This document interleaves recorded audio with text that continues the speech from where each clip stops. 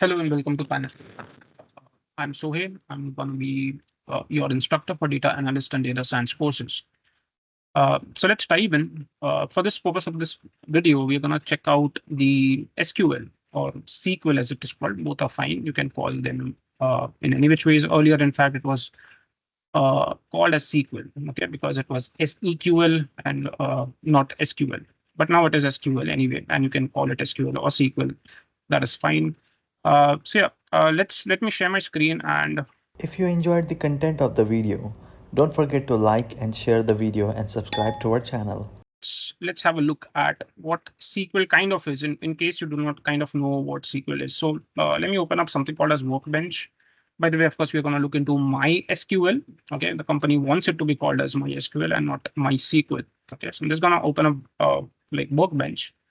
The Workbench is essentially a visual tool. Okay, it is a visual tool to help you see what is going on. Otherwise, in CLI, it kind of becomes very complicated. In certain cases, by the way, SQL, SQL, whatever you want to call it, can be utterly simple or it can be utterly complicated. Okay, there can be certain cases where this is like an utterly complicated scenario, and you might want to like pull out data and such stuff.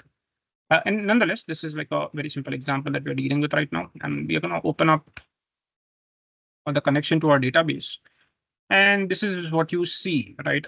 Essentially, you might see a screen like so, okay, like so many things. Let me just clean up the space a bit. Okay, so we have a nice working environment. Okay, now on the left hand side, you see these are all my databases, right? These are all my databases, and that basically means like a database is a combination of a lot of tables. Okay, these are all relational tables, RDBMS, and these tables are something that we'll be working on. Okay, so for example, let me just pick out like one table. Okay, like maybe I don't know, SQL store maybe. Okay, and if I view the tables here, and yes, okay, or maybe SQL store, let's say. Okay, I just want a good table that we can draw conclusions from, and yeah. Okay, so maybe SQL store is just fine. Okay, so we'll just stick to this particular table right now. Now, by the way, to tell my SQL that we want to work with this particular table, what you have to say is, let's say use, okay, and that's by the way a keyword. As you can see now, it has appeared in the cyan bluish color. Okay, and SQL does a very good job at highlighting those like your keywords. These are keywords, right? By the way, as you can see, also I put them in put this in uppercase, right? Uppercase is kind of suggested. It is not a requirement. It is not compulsory. You can have this in small case and it will still work. It will still work the same. However, it is recommended that you put up the keywords in an uppercase thing. Okay, so I'm just going to say use. I'm just going to say SQL store. Okay, I'm just going to say SQL store. And by the way, sorry, I have to keep the names as they are. And I'm simply going to leave this as it is. As you can see, I have uh, completed the statement using a semicolon. Okay, that is required if you have multiple queries. If you have just a single query and that's not really required, that's okay. And be careful of highlighting stuff here, because when you highlight things here and then you say execute, it is going to only execute that particular part of the query. Okay, so be sure that you do not do that. Do not highlight stuff unnecessarily unless you want only that particular part to be executed. Cool. Okay. So let's say like this table, okay, like a bunch of tables here in this particular database, and you can see there is something called as order items. Okay, so let's see what is there in the order items, and of course, as you can imagine, it is possibly like all orders, right, of that particular store, whatever the store is. How do you see it? So you'll say select, and you will say star, okay, and you will simply say from this particular table, right? And as you can see, it's basically called as order items. Okay, so my table name is order underscore items. Is that what it is? It's what is it? Okay, so once I have this, okay, my bad, sorry, semicolon. And once I have this, okay, I can go ahead and execute this entire thing. Let's, like I said, please ensure that you do not have something selected here. Otherwise, only that part is going to be executed, right? And the way I can execute the entire thing, by the way, you can press this flash icon here, elect this kind of a electric flash icon here. Otherwise, you can simply press Control Shift and Enter. Okay, and that is what I am going to do. Of course, you cannot see it, me pressing the button, but that is what I'm doing in all these cases. So as you can see, this pulls out the table, right? It pulls out the table. It has order ID, it has product ID, it has, quantity and the unit price. Yeah, but what it does not really have is a total price, okay, total price for that order, and that is something which, of course, needs, right? So maybe like somebody told me from the upper management that they want to analyze this table. And by the way, when you want to comment out stuff, meaning you want things not to be executed, you can use these double hyphens, right? And you can write things yours as comments. They'll not be executed, by the way. That is what it means. So maybe like somebody told me like get total, okay, total price, okay, total price for the orders. Okay, somebody like told me that, and this thing right now isn't giving me that, right? It is not something that is doing that for me. Okay, how can you do it? So what we'll say is, apart from select star, which generally means like literally everything that you want to see in this database, I'm going to say a comma and I'm going to pull out some specific information. Okay, so if I want to see the total price, how do you get it?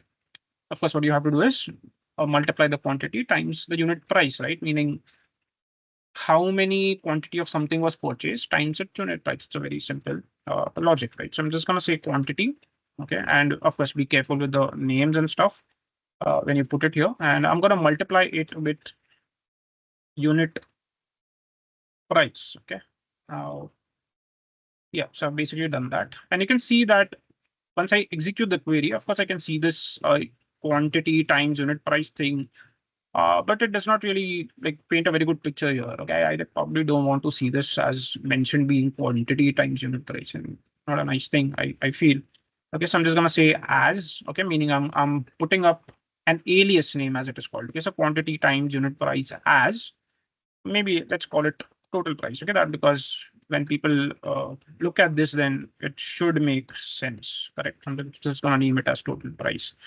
Gonna say execute again, and you can see that a new column, okay, is kind of temporarily formed, which currently says that, that this is the total price. Again, probably it is not a very good thing because it is not really ordered in a specific way, right? It doesn't really, because this is quite messy, right? In very simple language. So I'm just gonna say enter, and I'm gonna order this, okay? And the way you do this, by the way, sorry, I have a messy setup here with the camera and like stuff. So I'm just gonna say order by, okay, order by, and order by what? Okay, so I can say total price. Okay, so this, I want to order things based on total price. If I say order by total price, which we have already created, right? We just created the total price here. By the way, I can like copy and paste, but just for the sake of this video, I'm just gonna type out things so that it is a pretty clear thing to you what is happening. Okay, and as you can see, so if I read out the query right now, what it is doing is it is selecting, okay, selecting everything in the database. We also have something now which is called as total price, okay, which is being listed, and it is from, of course, the same table, only that we've kind of added this as a temporary thing, okay, so that we can see the total price. Also, we are ordering things in terms of total price. Okay, now, okay, so right now this is a messy thing. As you can see, the total price is not really, it's not really in an order, okay, ascending or descending, by the way. Okay, so let's also do that. Okay, so I'm just gonna say let's put this in a descending order. Okay, let's put this in a descending order. So I just mentioned the keyword DSC. Okay, and ensure that nothing is highlighted specifically, and you'll say you'll execute the query, and you can see that now you have this total price. As you can see clearly, it is in the descending order. Okay, the first entry is 91.20 probably dollars, maybe. The total price then is 64, and then 60 and 48, and like so on and so forth, right? As you can see, it is in the descending order. So yeah, this is a very simple query, by the way. okay, where we got the total price, and we kind of then also, by the way, ordered. Okay, we ordered in descending order. Okay, the total price.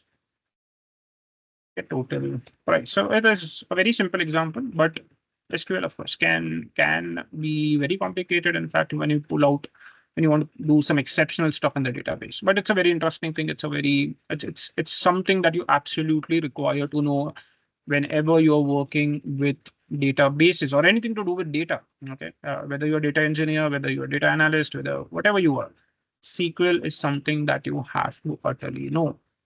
Simple as that. I hope to see you in class. I hope this was interesting, and it's a very simple thing, by the way. It's not very, with the right training, it's quite easy to follow. See you in class then. Bye. All right.